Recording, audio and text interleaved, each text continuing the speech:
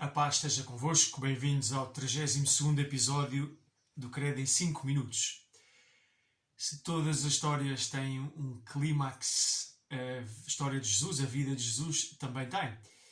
Embora toda a vida de Jesus seja o cumprimento da vontade do Pai, seja fonte de revelação e de salvação, é no último momento da sua vida, na sua paixão, morte e ressurreição, nós chamamos o mistério pascal, que Jesus realiza definitivamente a obra da nossa redenção, a nossa reconciliação com Deus. E a última etapa começa precisamente com a entrada messiânica em Jerusalém. Nós celebramos isto na igreja no Domingo de Ramos, que é o princípio da Semana Santa. Jesus já tinha dito, noutra ocasião, que um profeta não deveria morrer fora de Jerusalém. Jesus sabe que caminha ao encontro da própria morte, mas também sabe que é por esta morte e todos os sofrimentos que lhe estão associados que ele cumprirá a vontade do Pai e resgatará a humanidade dos seus pecados. É muito bonita aquela recepção que o povo em Jerusalém faz de Jesus, que vem com os seus discípulos, vem montado num burrinho, assim dizia uma profecia de Zacarias no Antigo Testamento, e dizem: Hosana ao filho de David, salva-nos, filho de David. Reconhecem que Jesus é o Messias, quer dizer, aquele que tinha sido prometido na linhagem de David e que viria ao povo para nos salvar. Depois dizem também: bendito o que vem em nome do Senhor. Reconhecem que Cristo é enviado pelo Senhor Deus, e é Ele que está a chegar, em nome de Deus. Cristo aproxima-se para a nossa redenção. E também é exatamente com as mesmas palavras que nós nos preparamos para o momento vértice da Santa Missa na consagração. Santo, Santo, Santo, Senhor Deus do Universo. Depois dizemos: bendito o que vem em nome do Senhor. São as mesmas palavras, são tiradas daqui, desta parte da Escritura. E nós estamos a dizer: aquele que daqui a pouco se tornará presente no altar é o que vem em nome do Senhor, é o Senhor que vem para nos salvar. Aqui podemos agora passar às acusações contra Jesus. O que é que conduziu à morte de Jesus?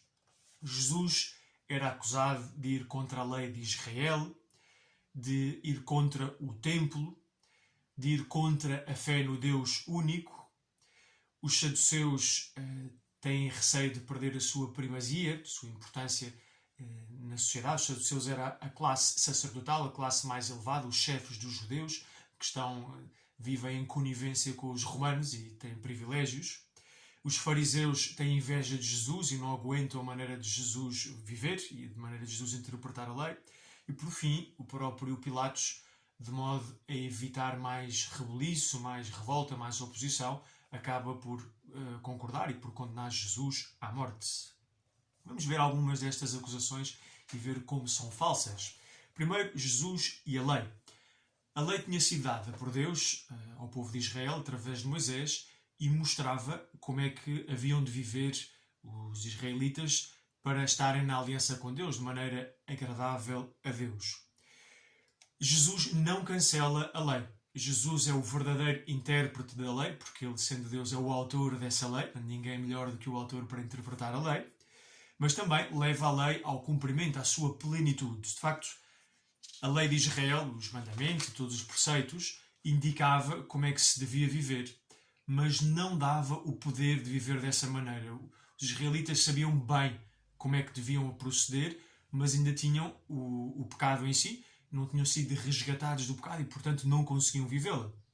É preciso o sacrifício de Jesus para não só mostrar com clareza e com simplicidade o bem que é preciso realizar na nossa vida, mas também termos a capacidade nova, esta renovação no Espírito, para vivermos de acordo com essa nova lei.